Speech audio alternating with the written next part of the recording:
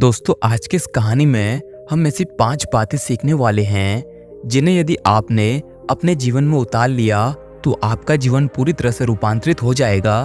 आपका जीवन खुशी और खुशहाली से भर जाएगा। आप अपने जीवन में हर प्रकार के दुखों से मुक्त हो सकेंगे। यह कहानी तब की है जब महात्मा बुद्ध अपने धर्म प्रचार के लिए एक गांव से दूसरे गांव भ्रमण किया करते थे। ऐसे ही एक बार महात्मा बुद्ध एक गांव में आए हुए थे और वहां पर उन गांव वालों को वे उपदेश दे रहे थे। उसी दौरान एक व्यक्ति भी वहां पर आया। उसने महात्मा बुद्ध के उन उपदेशों को सुना। उन उपदेशों को सुनने के बाद वह महात्मा बुद्ध से इतना प्रभावित हो गया कि वो उनका शिष्य बनने के लिए तैयार हो गया था। उसने महात्मा बुद्ध से कहा, हे बुद्ध, मैं आपका शिष्य बनना चाहता हूँ, मैं आपका भिक्षु बनना चाहता हूँ। और हम सभी जानते हैं महात्मा बुद्ध के द्वार सभी के लिए खुले रहते हैं। जो भी उनका भिक्षु बनना चाहता है वो अवश्य बन सकता है। महात्मा बुद्ध ने उस व्यक्ति को अपना भिक्षु बना लिया, लेकिन जब यह बात उस व्यक्ति के माता पिता को पता चली कि उनका पुत्र अब एक सन्यासी बन चुका है, एक भिक्षु बन चुका है, तो उन्हें यह बात बहुत बुरी लगी। उन्हें बहुत दुख पहुंचा। जैसे ही उन्हें यह बात पता चली वो दौड़े दौड़े महात्मा बुद्ध के पास चले आए और महात्मा बुद्ध से कहते हैं, हे बुद्ध, आज तक हमने अपने बेटे की बात कभी नहीं टाली। उसने जो कुछ भी हमसे मांगा, जो कुछ भी वो चाहता था, हमने उसे वो सब कुछ दिया। परंतु आज जो उसने ये कार्य किया है, इससे हमारे मन को अत्यधिक दुख पहुंचा है। हम अत्यधिक दुखी हैं। आखिर हमारे पुत्र ने ऐसा क्यों किया, ये हमें समझ नहीं आ रहा। हम तो अपने इस पुत्र को सुखी जीवन देना चाहते थे। हम चाहते थे कि हमारा पुत्र भी खुशी और खुशहाल तौर पर अपना जीवन व्यतीत करे। हम उसे ये सब करते हुए देखना चाहते थे, लेकिन इसने संन्यास ग्रहण कर लिया है। अब हम क्या करें? इस पर महात्मा बुद्ध उन माता पिता से कहते हैं, आखिर आप किस तरह का जीवन अपने पुत्र के लिए चाहते हैं? इसका जवाब देते हुए वे दोनों पति पत्नी महात्मा बुद्ध से कहते हैं, जिसमें हमारे पुत्र की उन्नति हो, जिसमें वो खुश रह सके, खुशहाल रह सके, अपनी मर्जी से अपना जीवन व्यतीत कर सके। इस पर महात्मा बुद्ध कहते हैं, आपके पुत्र ने ही स्वयं से सन्यासी बनने की इच्छा जाहिर की है। वह भिक्षु बनना चाहता था। यह मार्ग उसी ने चुना है, और यदि यह पूरी ईमानदारी के साथ सत्य के मार्ग पर चलता रहा तो एक न एक दिन ये अवश्य ही उन्नति भी कर ही लेगा। और जैसे कि आप लोग कह रहे हैं कि हमारा बेटा खुशी और खुशहाल जीवन जिए, तो इसका अर्थ यह हुआ कि आपके बेटे को उस जीवन में खुशियां नहीं मिल रही थी जो आप इसे देना चाहते थे। और कोई भी व्यक्ति संन्यास तभी ग्रहण करता है जब उसे अपने जीवन में दुख नजर आ जाता है। आप जिस तरह का जीवन अपने पुत्र को दे रहे थे, उसे उस तरह के जीवन में सुख नजर नहीं आ रहा था। लेकिन अगर आपको अभी भी लगता है कि आपका पुत्र सुखी नहीं है, वो संन्यास ग्रहण करके सुखी नहीं रह पाएगा, तो आप इसे अभी के अभी ले जा सकते हैं। लेकिन मेरी एक बात अवश्य याद रखिएगा कि जिस जीवन में आप इसे वापस ले जाना चाहते हैं, वहाँ उसे दुखों के अलावा और कुछ प्राप्त नहीं होगा, क्योंकि यह आपका पुत्र है और इस पर आपका पूरा हक है। इसलिए यदि आप चाहें तो इसे अभी के अभी यहाँ से ले जा सकते हैं। महात्मा बुद्ध की यह बात सुनकर वह व्यक्ति अपने माता पिता से कहता है कि मैंने अपने जीवन में हर वो काम किया जिसे मुझे लगता था कि मुझे सुख मिलेगा, शांति मिलेगी और मुझे खुशी की अनुभूति होगी। वो सभी कार्य करने के बाद मुझे सुख तो प्राप्त होता था, लेकिन केवल कुछ समय के लिए। और यह सब कुछ होने के बाद मेरे भीतर एक खालीपन सा था। मैं बहुत अकेला महसूस करता था। मुझे ये समझ नहीं आ रहा था कि आखिर मैं इस खालीपन को मिटाने के लिए क्या करूं। ये तकलीफें मुझे कब छोड़ेंगी? मैं उन दुखों से मुक्त होना चाहता था। मैं अपने जीवन में सच्ची खुशी की तरफ आगे बढ़ना चाहता था। तभी सौभाग्यवश मैंने महात्मा बुद्ध का वो उपदेश सुना जिससे मुझे मेरे प्रश्नों का उत्तर मिल गया। और तब मुझे यह समझ में आया कि जिस जीवन की तलाश मैं कर पा रहा था, वह जीवन मुझे महात्मा बुद्ध की शरण में नजर आया।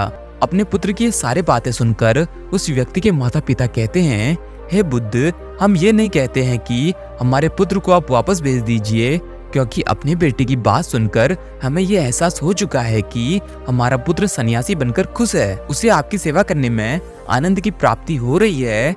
लेकिन हम तो बस इतना चाहते हैं कि यह हमारा इकलौता पुत्र है, और यदि आपने इसे अपना शिष्य बना लिया है, इसे अपना भिक्षु बना लिया है, तो कृपया करें हमें भी अपना भिक्षु बना लीजिए। उस व्यक्ति के माता पिता की यह बात सुनकर महात्मा बुद्ध मुस्कुराने लगे और उनसे कहते हैं, आपका पुत्र अपनी अंतरात्मा की प्यास बुझाने के लिए भिक्षु बना है और आप अपने पुत्र के कारण भिक्षु बनना चाहते हैं। इन दोनों में बहुत अंतर है। मेरा उद्देश्य किसी को सन्यासी बनाना नहीं है, किसी को भिक्षु बनाना नहीं है। मैं तो बस अनुभव की बात कर रहा हूँ, जिसे यह अनुभव हो जाता है कि जो संसारी जीवन वह जी रहा है, उस संसारी जीवन में उसे वह खुशियाँ नहीं मिल पाएंगी, उसे वह सुख नहीं मिल पाएगा, उसे वह मन की शांति नहीं मिल पाएगी, जिस कारण लोग सन्यासी बनते हैं, क्योंकि वे लोग उस संसारी जीवन की वास्तविकता को देख पाते हैं और जिसे ये सारी बातें एहसास हो जाती है और वो खुद ही धर्म के मार्ग पर आगे चल पड़ता है। महात्मा बुद्ध की यह बात सुनकर उस व्यक्ति के माता पिता बुद्ध से कहते हैं, हे बुद्ध, तो क्या हमें धर्म के मार्ग पर चलने का कोई अधिकार नहीं है? क्या हमें उन सुखों को प्राप्त करने का कोई अधिकार नहीं है? तभी एक बार फिर से महात्मा बुद्ध मुस्कुराते हैं और उस व्यक्ति के माता पिता से कहते हैं, धर्म के मार्ग पर चलने के लिए सन्यासी बनना अनिवार्य नहीं है।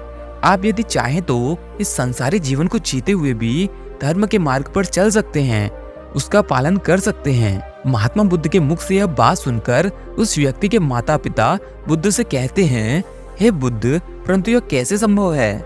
इसका जवाब देते हुए महात्मा बुद्ध उस व्यक्ति के माता पिता से कहते हैं, मैं सन्यासी बनने के लिए कभी किसी को नहीं कहता हूँ, मैं तो केवल सही आचरण को ही उच्चतम मानता हूँ। कोई भी व्यक्ति अपने संसारी जीवन में रहकर भी उन सुखों की प्राप्ति कर सकता है, अपने धर्म का पालन कर सकता है, अपने जीवन को अत्यधिक बेहतर बना सकता है। और जो व्यक्ति अपने जीवन को बेहतर बनाना चाहता है, उसे इन 5 बातों को अपने जीवन में उतारना चाहिए। जो इन 5 बातों को समझकर अपने जीवन में उतार लेता है, उसे कभी भी अपने जीवन में दुखों का सामना नहीं करना पड़ता। वो अपने जीवन को खुशी और खुशहाल तौर पर जी सकता है। धर्म के मार्ग पर चलते हुए भी उसे कभी कोई हानि नहीं होती। इतना कहकर महात्मा बुद्ध उस व्यक्ति के माता पिता से पहली बात बताते हुए कहते हैं, हर व्यक्ति के अंदर दया और करुणा होती है, प्रेम होता है, इसलिए उन लोगों को कभी कष्ट देने का प्रयास न करें जो आपसे बल और बुद्धि में कमजोर हो। यदि आप उन्हें दुख दे रहे हैं, उन्हें पीड़ा दे रहे हैं, तो इसका अर्थ ये हुआ कि आप सत्य के मार्ग से कोसों दूर हैं। लेकिन आजकल हर किसी को अपने से कमजोर व्यक्ति को दुख पहुंचाने में अत्यधिक मजा आता है, आनंद आता है, लेकिन वे भूल जाते हैं कि जो पीड़ा आज वो उनके जीवन में दे रहे हैं, कल वही पीड़ा उनके जीवन में भी लौटकर अवश्य आएगी, जिससे आपका जीवन भी दुखों से भर जाएगा, पीड़ा से भर जाएगा, और फिर आप भी इसका निवारण निकालने के लिए यहाँ वहाँ भटकते रहेंगे।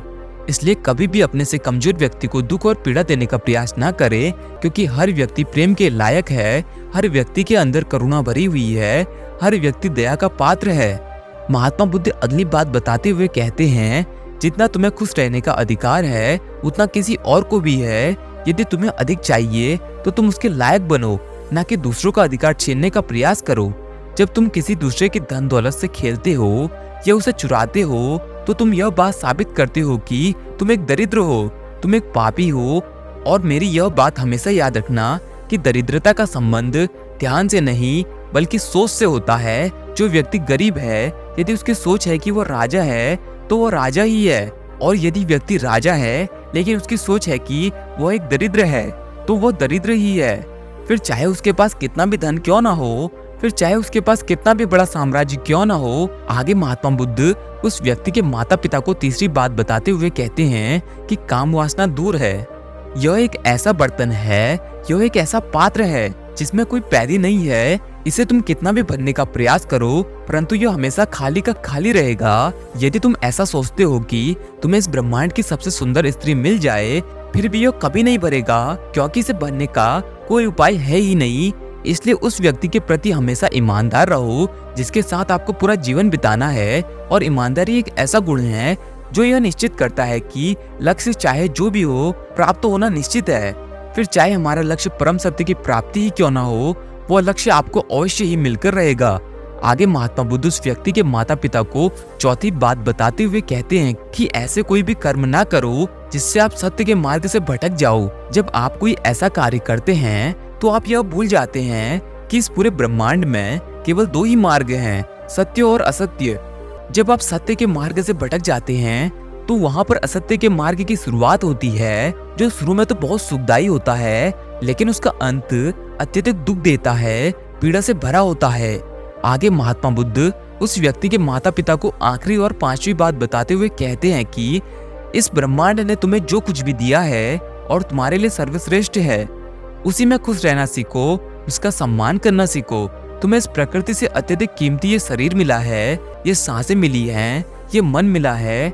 जब तुम किसी एक ऐसी चीज का सेवन करते हो जो तुम्हारे शरीर, मन, दिमाग को नुकसान पहुंचाता है, तो तुम उस प्रकृति के द्वारा दिए गए इस कीमती शरीर का अपमान कर रहे हो, उस ब्रह्मांड का, उस शक्ति का अपमान कर रहे हो। ऐसी कौन सी चीज है जो तुम्हारे शरीर और मन को नुकसान पहुंचाती है? वो है अनुचित भोजन। जैसे कि मदिरा का सेवन हमारे शरीर के लिए अत्यधिक हानिकारक होता है, जो हमारे शरीर पर प्रभाव डालता है।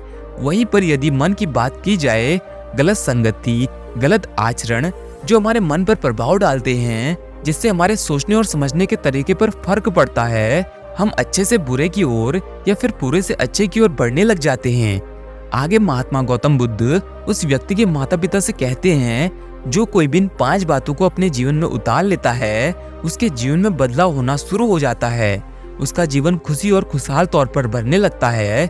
महात्मा बुद्ध के मुख से ये सारी बातें सुनकर उस व्यक्ति के माता पिता महात्मा बुद्ध को प्रणाम करते हैं और वहां से अपने घर की ओर चल पड़ते हैं। आखिर मैं बस आपसे इतना ही कहना चाहूंगा, यह 5 बातें कठिन तो हैं, लेकिन इन्हें जीवन में उतारना इतना भी कठिन नहीं है। हर व्यक्ति से अपने जीवन में उतार सकता है और अपने जीवन को खुशहाल बना सकता है, अपने जीवन में उन ऊंचाइयों को पा सकता है जिसकी वो कामना करता है।